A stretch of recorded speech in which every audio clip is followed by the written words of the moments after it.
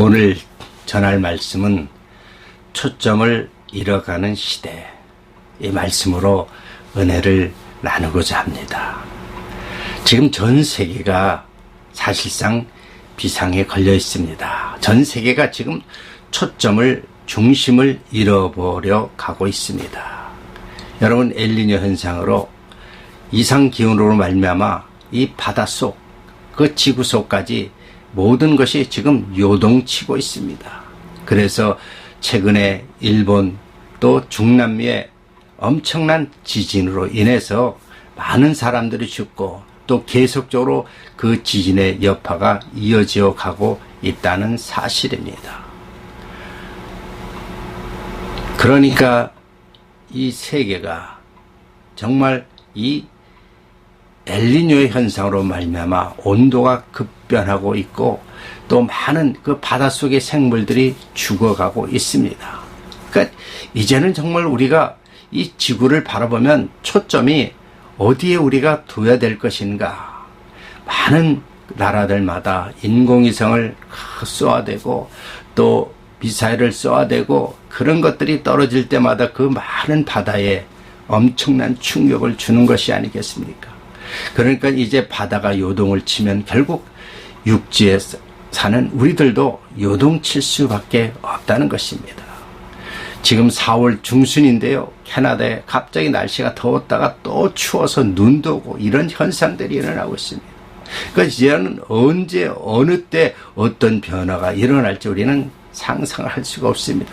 그만큼 이제 지구도 초점을 잃어가고 있습니다. 성경에 보면 우리는 마지막 때에 처체의 기근과 지진, 화산 이런 것들이 일어나고 사람들이 정말 쾌락과 그 오락, 세상적인 음란한 것에 그 빠져들고 어디에 우리 삶을 중심을 둬야 할지 모르는 그런 시대가 바로 이 시대입니다. 악한 시대, 어떻게 하면 남을 사기칠까 하는 그런 시대에 저희 집에도 하루에 보통 한두 번씩 막 전화가 오면 들어보면요.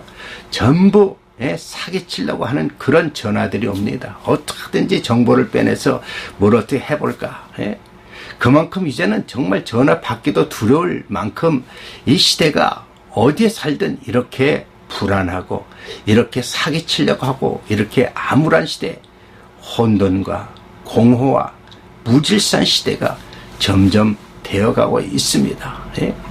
과학은 엄청나게 발달되고 있지 않습니까? 이제는 정말 시계로도 모든 것을 다 정보를 집어넣고 뱅킹 카운트도 하고 어카운팅도 하고 모든 것을 다 정말 작은 칩스 하나로만 이 세계를 깜짝깜짝하는 놀라운 시대로 변화되고 있지 않습니까? 이제 지구가 이렇게 초점을 잃어가고 있는 이 시대에 정말 우리가 살고 있는 이 시대야말로 불안한 시대, 정말 안정이 아니라 항상 어떻게 변화되어 갈지 모르는 이 시대가 아닙니까? 이럴 때 정말 나라마다 우리가 바로 서야 되지 않겠습니까? 대한민국을 하나님 마지막 시대에 축복을 해주셔서 정말 1000만이 넘는 기독교인이 있다면 이제 대한민국도 뭔가 새롭게 그 하나님 뜻에 의해서 바뀌어야 될 때가 아닙니까? 요즘에 최근에 국회의원 선거들을 보면 정말 예수 믿는 신자들이 국회의원들이 30% 이상 된다는데 국회 자체가 당리당락으로 참 자기 중심으로 비박이니 이박이니 친박이니 이렇게 다 같은 당 안에서도 서로 당파 싸움을 하고 또 전라도 당이니 경상도 당 이렇게 각 그마다 서로 당리당락을 이용해서 자기 중심으로 당 중심으로 하고 있으니까 국민의 어떤 혜택은 점점 사라져가고 있습니다. 약속을 지키지 못하고 있지 않습니까? 정말 국민에 필요한 법을 그들이 결정해야 되는데 다 뒤로 밀어두고 정작 세금은 다 걷어가면서 그런 사고방식으로 하니까 나라가 힘듭니다. 어떻게 보면 이것들은 예전에 고려 이조 시대에 당파 싸움이 계속 지금까지 이어져 가고 있는 것이 아닐까요? 노론, 소론, 남인, 북인 계속 그 싸우는 그 당리당락으로 오고 있으니까 발전이 안 되는 것입니다. 교회도 우리 역대 한국의 교회를 보십시오. 예? 평양산정교에서 시작할 때 얼마나 순수하고 복음을 받아들이고 했는데 계속 교회가 다 갈라지는 거예요. 장로교, 성결교, 감리교, 순복음교 갈라지고 장로교 안에서도 계속 갈라져 오니까 지금은 그 각 교단 단체마다 당리당락으로 탁 하면서 하나로 뭉치지 못하고 예수 그리스도가 중심으로 하나로 뭉쳐야 되는데 교회마다 이렇게 하니까 결국 그것이 오늘날 우리가 살고 있는 교회까지 영향이 되는 거예요. 그러니까 나라가 무엇이 올바로 가야 될 것인지 교회가 이렇게 우리나라 역사를 보면 올바로 가고 있지 못한 모습들을 보면 정말 안타깝습니다. 예.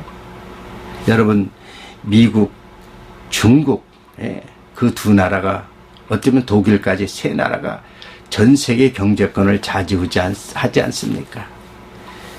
미국과 캐나다를 제가 캐나다 살고 있지만 비교해보면 미국에는 멜팅팟이라 그럽니다.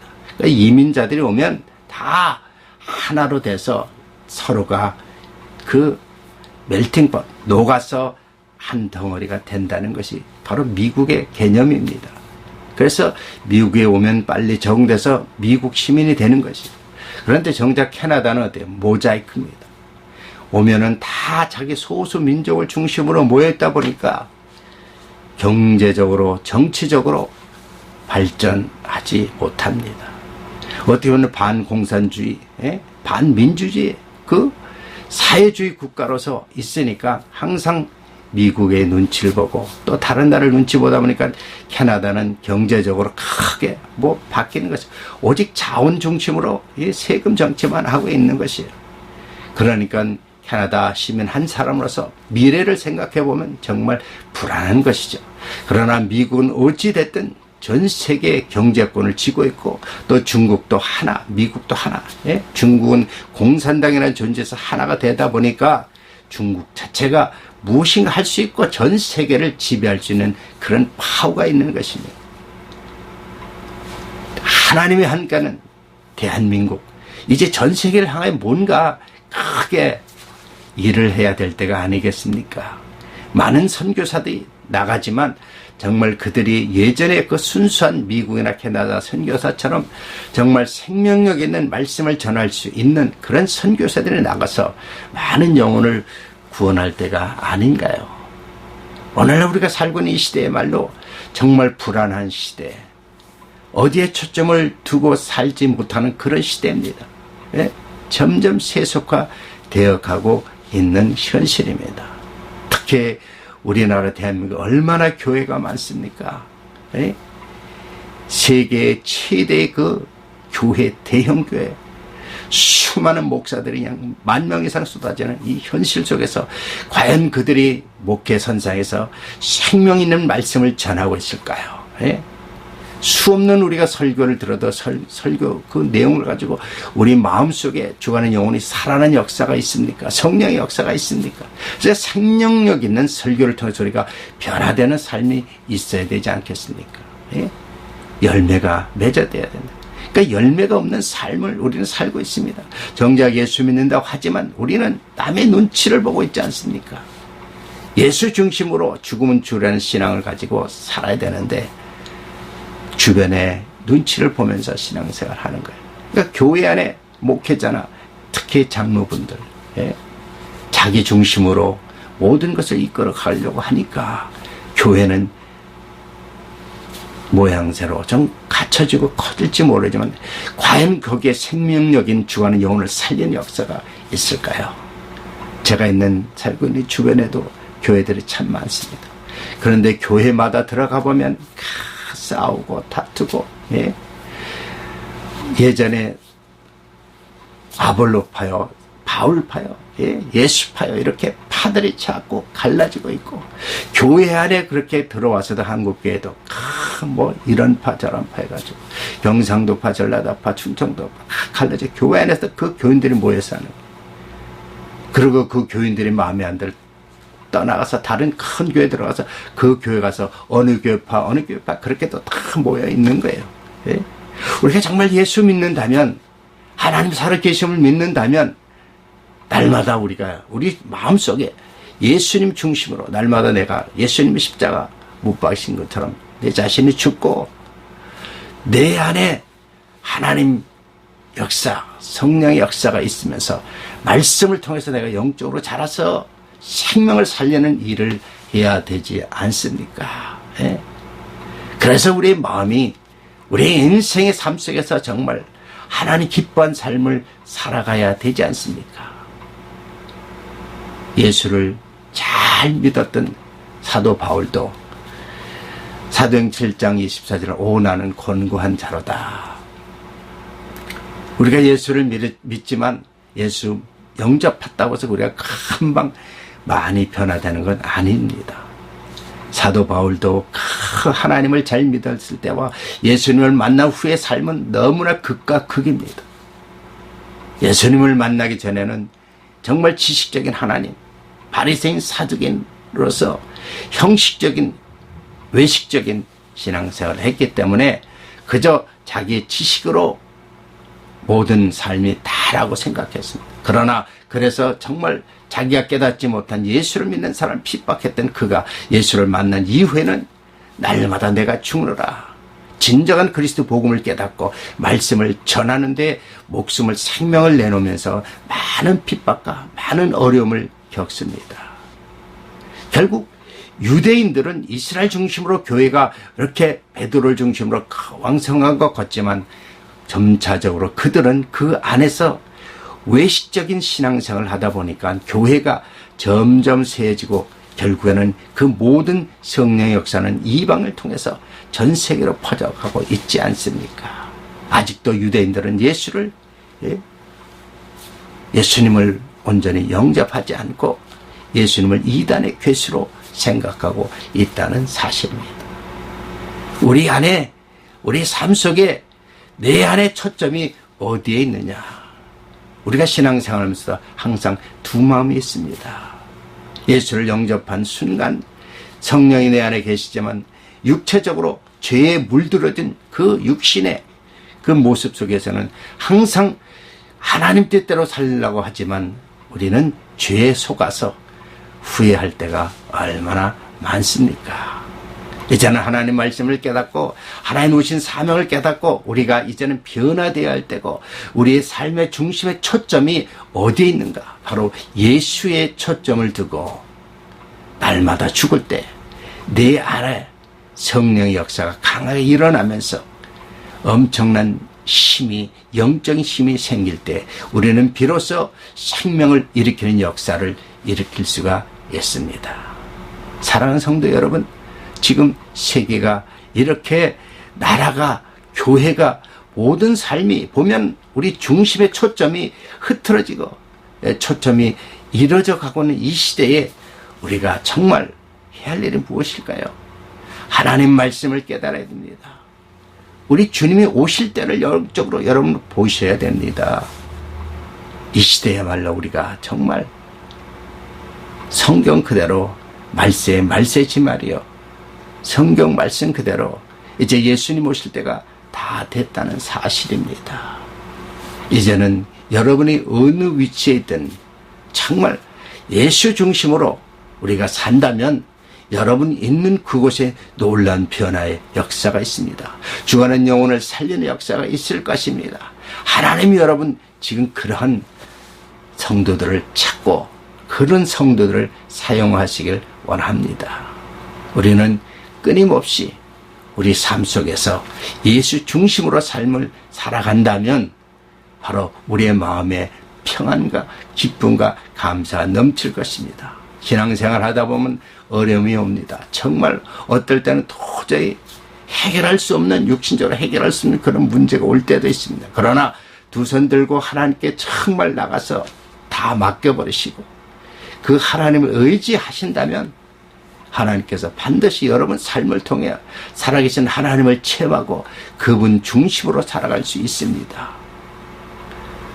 여러분 모든 삶을 여호와 하나님, 예수님께 맡기십시오.